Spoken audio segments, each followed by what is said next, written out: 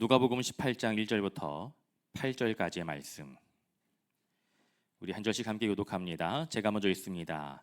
예수께서 그들에게 항상 기도하고 낙심하지 말아야 할 것을 비유로 말씀하여 이르시되 어떤 도시에 하나님을 두려워하지 않고 사람을 무시하는 한 재판장이 있는데 그 도시에 한 과부가 있어 자주 그에게 가서 내 원수에 대한 나의 원한을 풀어 주소서 하되, 그가 얼마 동안 듣지 아니하다가 후에 속으로 생각하되 내가 하나님을 두려워하지 않고 사람을 무시하나 이 과부가 나를 번거롭게 하니 내가 그 원한을 풀어주리라. 그렇지 않으면 늘 와서 나를 괴롭게 하리라 하였느니라.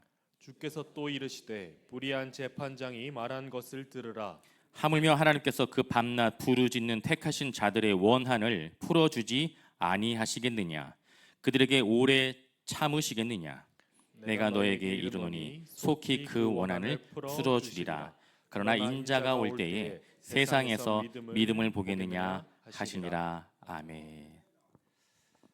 우리가 지난주에 함께 살펴보았던 누가복음 17장 마지막 말씀, 인자의 날, 예수님께서 이 땅에 다시 오시는 그 재림의 날이 가까워지면 가까워질수록 노아의 때 그리고 롯의 때처럼 변하지 않는 세상의 모습에 대하여 이야기하였습니다. 여러분, 그 모습이 무엇입니까? 홍수의 심판, 그리고 소돔 땅의 심판이 예정되어 있음에도 불구하고 사람들은 먹고 마시고 여전히 심지어 그리고 결혼을 하고 집까지 지었습니다. 하나님의 심판이 임박하였음에도 불구하고 세상에 속한 사람들은요, 회개의 자리가 아니라 썩어 없어질 세상의 것들을 소유하기 위해 여전히 죄악의 자리에 머물렀던 것입니다. 이런 상황 속에서 예수님께서 비유의 말씀을 하신 그 이유를 다음과 같이 설명하시는데요, 우리 누가복음 18장 1절 말씀 함께 봅니다. 예수께서 그들에게 항상 기도하고 낙심하지 말아야 할 것을 비유로 말씀하여. 아멘.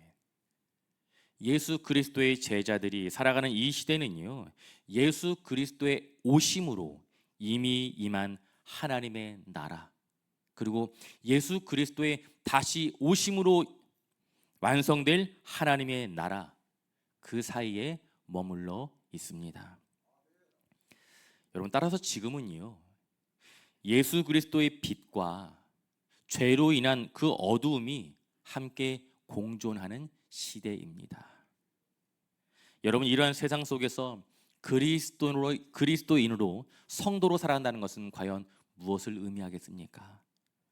성도인 우리가 말씀과 더욱 가깝게 살아가면 살아갈수록 세상으로부터 겪게 되는 불의와 모략이 더욱 많아진다는 것입니다. 여러분, 이 세상에서 그리스도인으로 그리고 주의 몸 된 교회의 거룩한 성도로 살아가는 것, 여러분 쉬우십니까? 저는 그렇지 않습니다. 죄로 인한 어두움이 깊은 이 세상 속에서 빛의 자녀로 살아가는 성도의 삶은요, 결코 녹록지 않습니다.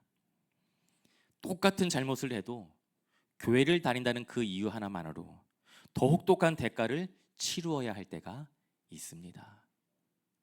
세상에서 우리를 바라보는 그 기준이 결코 동일하지 않다는 것입니다. 여러분, 똑같이 운전을 해도요, 교회 로고가 붙어있는 차량이 잘못을 범할 때면 세상의 시선이 그리 호락호락하지 않습니다. 더 조심스럽고 어려운 것이 현실이에요. 성도라는 이유로 내가 손해를 보더라도 참아야 하고, 분명히 내가 잘못한 일이 아님에도 불구하고 먼저 사과해야 할 때가 있습니다. 언제까지 내가 손해를 보는 자리에 있어야 하고, 도대체 언제까지 내가 참아야 하는지 도저히 이해가 되지 않을 때가 너무나도 많습니다. 문제는 이러한 일들이 반복될 때면 우리는 낙심하게 된다는 것입니다. 이처럼 예수 그리스도를 믿고 섬기는 성도들이 세상의 불의함과 부조리한 일들로 인하여 겪게 되는 그 낙심에 대하여 예수님은 항상 기도해야 한다고 말씀하셨습니다. 여러분, 이 완악한 세상 속에서 성도가 살아갈 수 있는 유일한 방법은요, 항상 기도하는 것, 항상 기도하는 것뿐입니다. 여러분, 항상 기도하는 것은요, 단 한 번 간절한 마음으로 부르짖는 것으로 결코 끝나는 것이 아닙니다. 포기하지 않고 끊임없이 기도하는 것, 이것이 항상 기도하는 것이지요. 예수님 한 가지 비유의 말씀을 통해 예수님의 제자로 살아가는 우리가 왜 항상 기도해야 하는지 그 이유를 설명해 주셨습니다. 우리 누가복음 18장 2절과 3절 말씀을 함께 봅니다. 이르시되 어떤 도시에 하나님을 두려워하지 않고 사람을 무시하는 한 재판장이 있는데 그 도시에 한 과부가 있어 자주 그에게 가서 내 원수에 대한 나의 원한을 풀어주소서 하되 아멘. 여러분, 예수님께서 하신 그 비유의 말씀 속에는 한 재판장이 등장합니다. 여러분, 재판장은요, 힘과 권력이 있는 계층입니다. 그리고 한 과부가 등장합니다. 당시 과부는 절대적인 사회적 약하에 속한 계층이었습니다. 오직 남성 중심이었던 당시 유대 사회 속에서 남편이 없다는 것은요, 일상적인 삶을 도저히 감당할 수 없다는 것을 의미하는 것이었습니다. 여성은 생계를 위해 일조차 허락되지 않았습니다. 본문의 말씀에 등장하는 이 과부는 남편이 없을 뿐만 아니라 어려운 형편 가운데 놓여있는 자신을 도와줄 그 어떠한 남자 형제, 남자 가족들조차 없었던 것입니다. 그 누구에게도 도움을 받을 수 없는 상황 속에서 이 과부는 정말 끈질기게 재판장을 찾아가 자신의 억울한 상황에 대해서 토로하였습니다. 왜요? 재판장을 찾아가는 것 외에는 자신의 억울함을 풀어낼 수 있는 방법이 없었기 때문입니다. 재판장에게는 어려운 상황 가운데 놓여 있는 이 과부의 어려움을 도와줄 수 있는 충분한 능력이 있었지만, 그러나 그는 하나님을 두려워하지 않는 사람이었습니다. 뿐만 아니라 사람들을 무시하는 불의한 재판장이었습니다. 이러한 이유로 재판장은 과부의 간청을 거절하였던 것이지요. 그런데 어느 날 재판장이 과부의 간청을 들어주기로 결정합니다. 여러분, 불의한 이 재판장이 과부의 간청을 들어준 그 이유가 무엇입니까? 우리 누가복음 18장 5절 말씀 함께 봅니다. 이 과부가 나를 번거롭게 하니 내가 그 원한을 풀어주리라. 그렇지 않으면 늘 와서 나를 괴롭게 하리라 하였느니라. 아멘. 과부는요, 계속 끊임없이 재판장에게 찾아가 자신의 이 억울한 상황을, 자신의 이 원한을 풀어달라고 계속 요청하였습니다. 그 결과 이 재판장은 공의와 정의에 대한 판단이 아닌, 이 여인에 대한 긍휼과 불쌍한 마음이 아닌, 단지 계속해서 자신을 찾아오고 자신을 괴롭히고 자신을 번거롭게 하는 그 과부의 존재가 귀찮게 여겨졌을 뿐입니다. 다시 말해 불의한 재판장은 이 불쌍한 과부를 위해서가 아니라 오직 자기 자신을 위해 과부의 그 억울한 상황을 들어주고 풀어주기로 결심한 것입니다. 예수님은 이 비유의 말씀을 마치신 이후에 하나님이 어떤 분이신지 말씀하고 계십니다. 우리 누가복음 18장 7절과 8절 말씀 함께 봅니다. 하물며 하나님께서 그 밤낮 부르짖는 택하신 자들의 원한을 풀어주지 아니하시겠느냐? 그들에게 오래 참으시겠느냐? 내가 너희에게 이르노니 속히 그 원한을 풀어주시리라. 그러나 인자가 올 때에 세상에서 믿음을 보겠느냐 하시니라. 아멘. 여러분, 예수님께서 말씀하시는 하나님은 과연 어떠한 분이십니까? 여러분, 하나님은요, 성도들의 원한을 반드시 풀어주시는 분이십니다. 여러분, 믿으십니까? 믿으십니까? 하나님은 성도들의 기도를 들으시며 그 기도에 반드시 응답하시는 분이십니다. 그렇다면 하나님께서 성도들의 그 기도에 응답하시는 그 이유가 과연 무엇일까요? 만일 오늘 본문의 말씀에 기록된 이 비유의 말씀처럼 재판장이 과부의 원한을 들어주었던 것처럼 하나님께서도 우리의 원한을 들어주신다는 이와 같은 의미로 본문의 말씀을 해석하게 된다면, 이해하게 된다면, 다시 말해서 간절한 마음으로, 간청하는 마음으로 재판장에게 찾아가 재판장을 귀찮게 하고 간절히 구하면 재판장도 들어주는데, 우리가 하나님께 정말 끈질기게, 언제까지요? 나의 기도가 응답될 때까지 끈질기게 기도하면 반드시 하나님께서 우리의 기도에 응답해 주신다는 이 의미로 본문의 말씀을 이해하게 된다면, 그렇다면 하나님은요, 공의의 하나님이 아닙니다. 불의한 재판장보다 더 못한 존재가 하나님이 될 수 있는 것입니다. 왜요? 우리가 정말 아무리 간절한 마음을 가지고 하나님께 기도해도 그 기도가 응답되지 않을 때가 있기 때문입니다. 만일 정말 하나님께 정말 간절한 마음으로 기도한다면, 그래서 우리의 모든 기도가 반드시 응답되어지는 것이라면, 그런 것이라면 저희 어머니는 지금 살아 계셔야 합니다. 남편이 목사였어요. 오빠가 목사였습니다. 온 교회 성도들이 어머니의 회복을 위해 정말 열심히 그 누구보다 간절히 기도했습니다. 그럼에도 불구하고 그 기도는 응답되지 않았습니다. 사랑하는 성도 여러분, 기도의 응답이 하나님의 공의와 정의 그리고 사랑의 기준이 아닌 단지 우리의 간절함 때문에 그 기도가 응답되는 것이라면 하나님은 더 이상 공의의 하나님이라고 우리가 이야기할 수 없습니다. 누군가는 새벽에 교회에 나와 한두 시간 기도하는 것이 어렵지 않은 성도들도 있어요. 그러나 누군가는 새벽에 일어나서 교회에 나오는 것조차 불가능한 성도들이 있습니다. 왜요? 하루하루 먹고 사는 것이 너무나 절박하고 고단하기 때문이에요. 새벽에 교회에 나오는 것조차 어려운 성도들이 얼마든지 많은지 모릅니다. 여러분, 불의한 이 재판장은요, 과부가 계속해서 자신에게 찾아오니까 귀찮아서 이 과부의 간청을 들어주었습니다. 그러나 우리 하나님은 성도의 작은 신음조차 듣고 기억하시는 분이십니다. 우리 창세기 21장 16절, 17절 말씀 우리 함께 봅니다.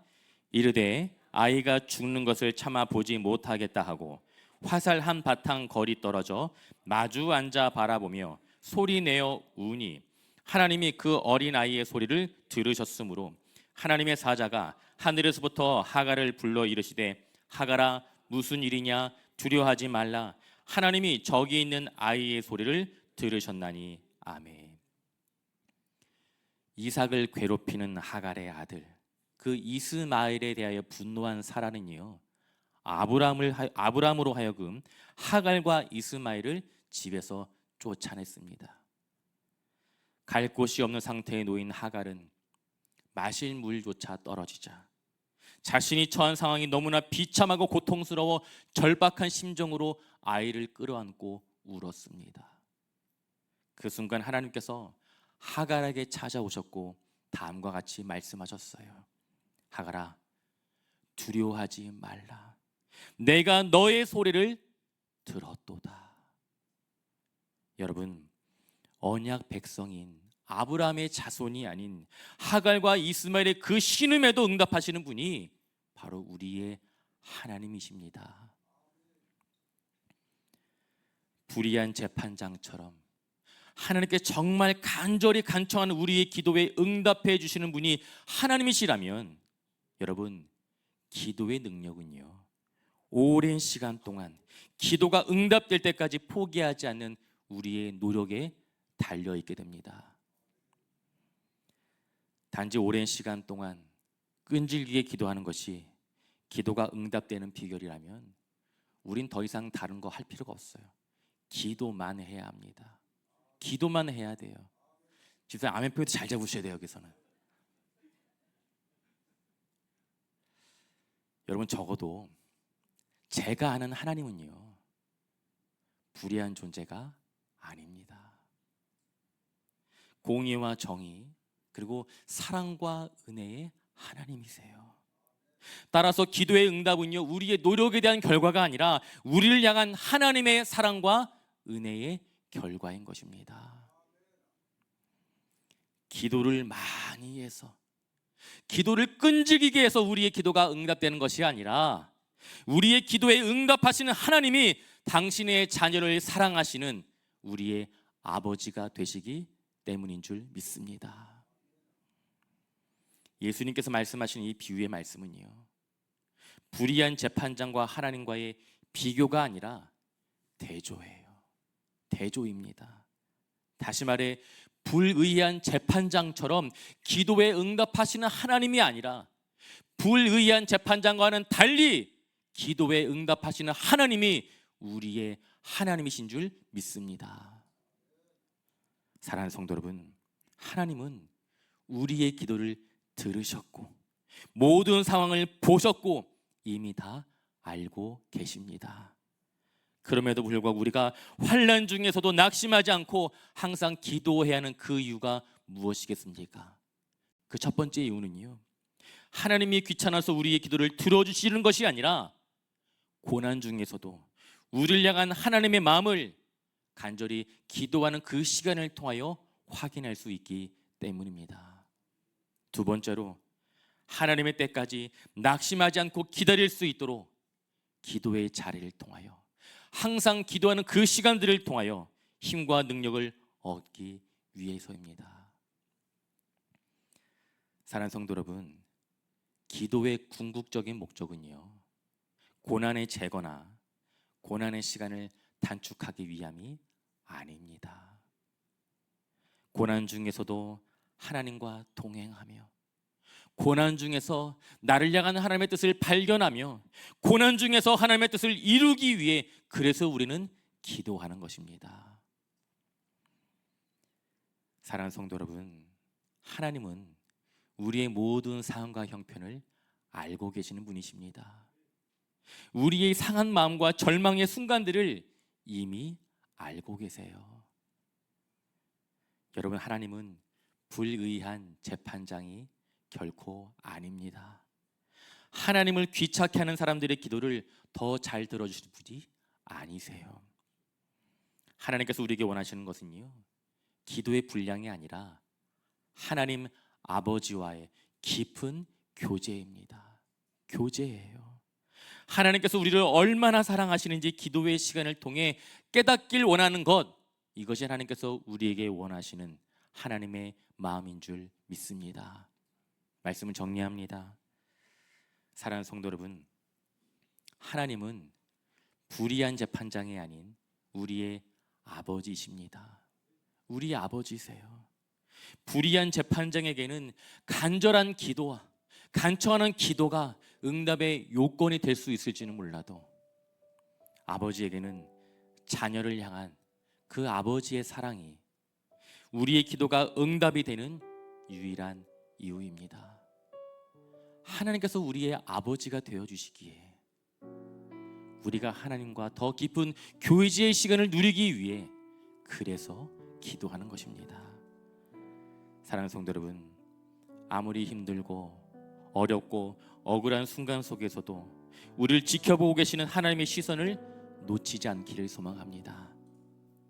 하나님께 간절히 간구한 나의 기도의 제목들이 내가 원하는 방법과 계획대로 응답되지 않을지라도, 그리 아니하실지라도 결국 아름다운 하나님의 뜻을 이루어 가시는 신실하고 선하신 하나님을 신뢰하여 낙심하지 아니하며 항상 기도하며 살아갈 수 있는 성동중앙의 모든 믿음의 권속들이 되시길 예수님의 이름으로 축원드립니다.